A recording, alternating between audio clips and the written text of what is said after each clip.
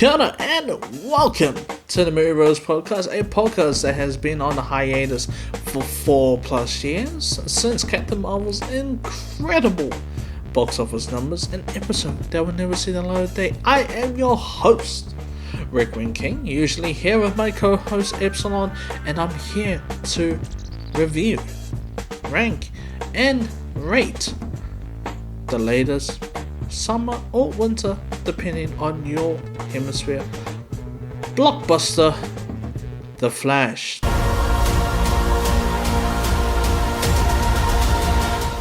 Directed by Andy Muschietti, who is responsible for It Chapter 1 and 2. The Flash is now available in cinemas everywhere you go, especially on high premium formats such as IMAX. I will be talking about the pros and the cons of this film and going through what makes the film work and what it has going for it that could have changed, and the overall feeling of disappointment with how it's handled. Here we go. The Flash, directed by Andy Muschietti, 2023. A 10-year wait. Was it worth it? No. No pun intended. Is it the flashiest film? Nope. Does it try something new? Nope. Is it fun? The ultimate answer is yes, very much so. It is eye candy and cameo friendly. I think this movie has a lot going for it, but I'll get to why it's very disappointing, and I'll talk about that now. It's like what Doc Ock says: the power of an incredible character, an incredible script, in the palm of my hands. And it shatters. It falls, it shatters, and try and pick up the pieces, but your hands are shards of glass are making your hands bleed. And this is the film you get from the 10-year debacle that's happening all the way to Ezra Miller's situation, which we will not touch upon because everything that happens in the real world should not be judged upon what's the quality of this film. And I think I will start with the pros. And talking about Ezra Miller, I think he's the best thing about this film. His emotion, his body language. There will be no spoilers, well, no major spoilers, but I will touch upon a minor spoiler here. It is a scene between Barry and his mum, the Barry we have, who is 28. It's one of the most beautiful yet heartbreaking, very melancholy sequence, but yet it brings tears of joy. I love my mama a lot, and it will hurt so much if she was just gone one day. So that's the whole premise of The Flash. The whole premise of the movie is how you handle grief. And that's what this movie has going for it. And Ezra Miller did an incredible job portraying Barry in such a beautiful lie of a character trying to seem happy, but it's actually very broken. And there's a dialogue sequence between Bruce, Ben Affleck, and Barry that it's a beautiful exchanging of dialogue between those two. And I would say all the dialogue heavy, all the quiet parts are my favorite parts of the film. Barry and Barry, Great duo, incredible duo. Um, but yes, Ezra did an incredible job, and I think people should not go in it blinded by all the heinous things they have done, and just look at what Ezra has done in this movie and go, hey, they did a great job. Um, Another pro would be how they utilize both Carousel and Michael Keaton's Batman. I grew up with Keaton. I grew up with the Tim Burton era. That includes Keaton, Kilmer, and Clooney. Sadly, George Clooney. I know a lot of people, especially in my age, will go, Christian Bale's my Batman. Yeah, I wasn't old enough to watch those, but yeah, I was old enough to watch 89 and 92 Batman and Batman Returns. Yeah, I had a childhood, and I love it. Very, very narcissistic, very gothic of Tim Burton. And I think Andy Muschietti and the writers behind it nailed Bruce a little. I don't know, because some of the dialogue between Bruce and Barry, I actually had to nip to the bathroom, and then come back, and some of the best sequences with Michael Keaton's Batman. Yes, CG heavy, but again, Michael Keaton is old. Kind of like what's happening with Harrison Ford. He's in his 90s and still doing indie. He's currently General Thunderbolt Ross in Captain America next year, but still, Michael Keaton still looks great in the suit. And one of the cool things about the suit, and I don't know whether it's going to be a spoiler. I'll put a spoiler here, very minute, but I think a lot of people will be very, very happy with it. He doesn't turn his head, he turns his whole body. What are you? I'm Batman. Just like the 89 suit. And then it looked goofy, and it looked perfect. Yeah. I'm Batman. I'm Batman. I'm Batman. Wait, he's Batman? But still, I think it looked great. Seeing the yellow and the bat signal again, it get a little giddy. But yeah, I think how they utilized Batman in this movie, two different Batmans. I thought Ben Affleck's Batfleck, his action sequence in the beginning of the movie was really cool. Like, very.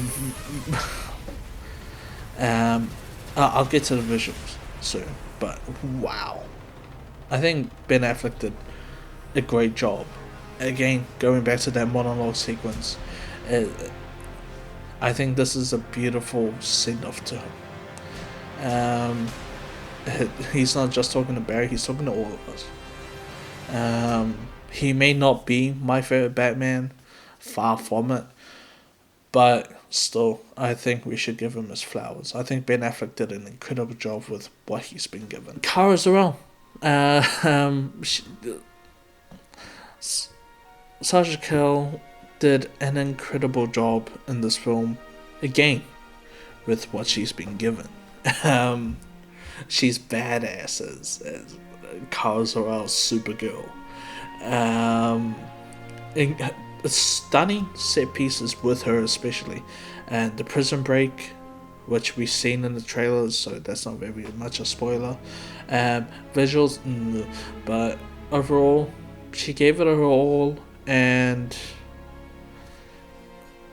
I think they should have done more with these two. But again, it's a Flash movie. It's a Flash movie through and through. Speaking of Flash, the change of the suit and also the change of the lightning, incredible, great job. with the orange and the yellow hue of it. Incredible. It looked amazing. Now we get to the cons, and it's the looks. It looks rough, and I mean, it makes Cyberpunk PS4 and Xbox One look good. It was atrocious. Again, 10 years in production hell. With those visuals, they looked rushed. They should have put this in.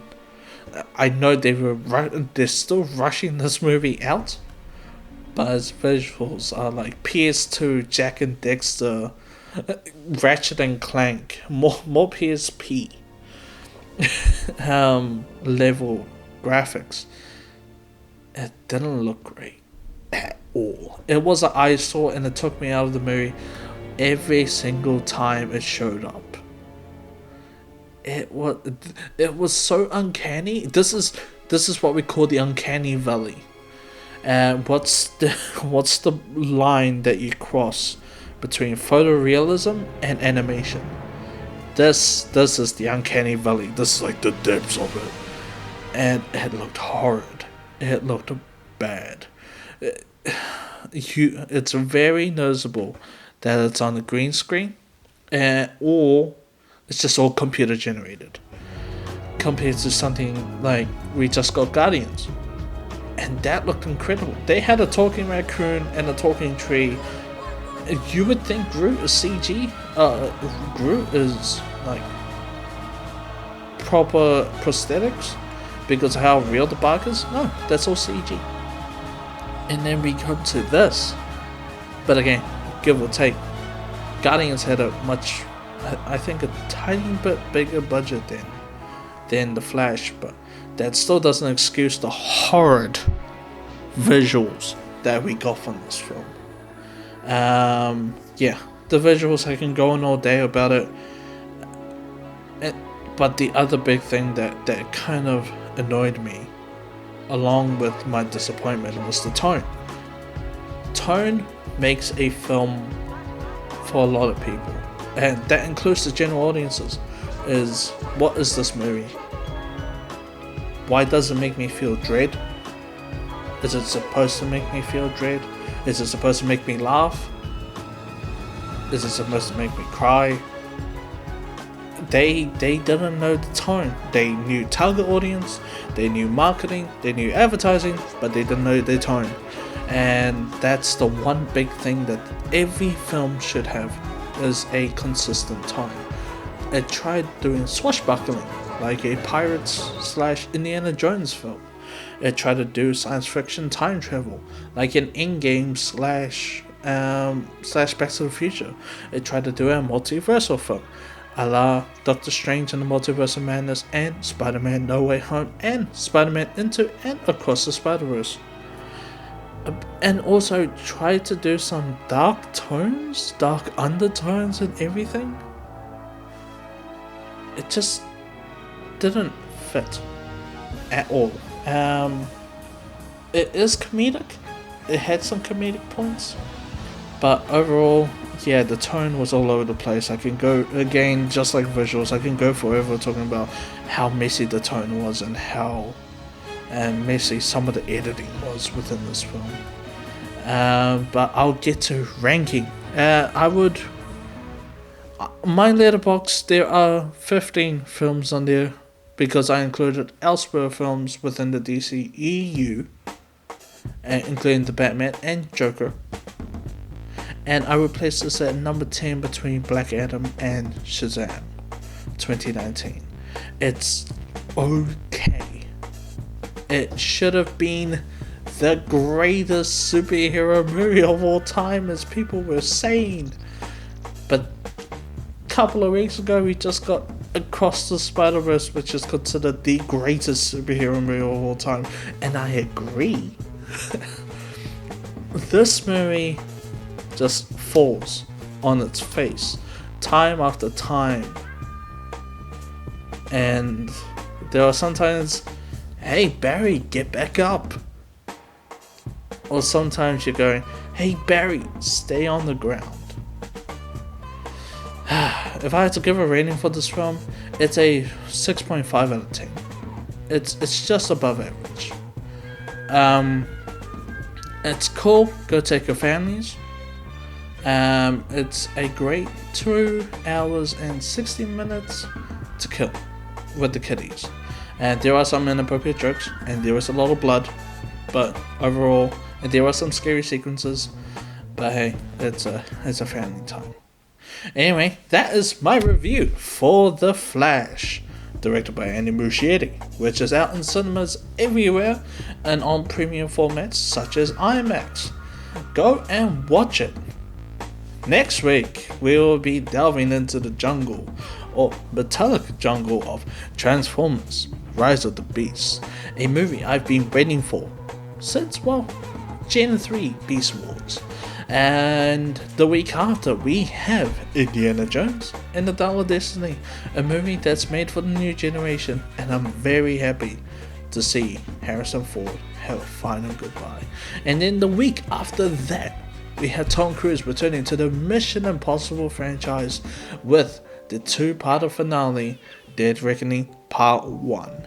And then, throughout July, we will have plenty of other films and video games or albums to review. This has been the MovieBro's podcast, a podcast that has been on hiatus for 4+ years since Captain Marvel's box office numbers, which is an episode that will never see the light of the day. I am your host, Rick Green King, usually here with my co-host Epsilon, and have a brilliant Wang. Thank you.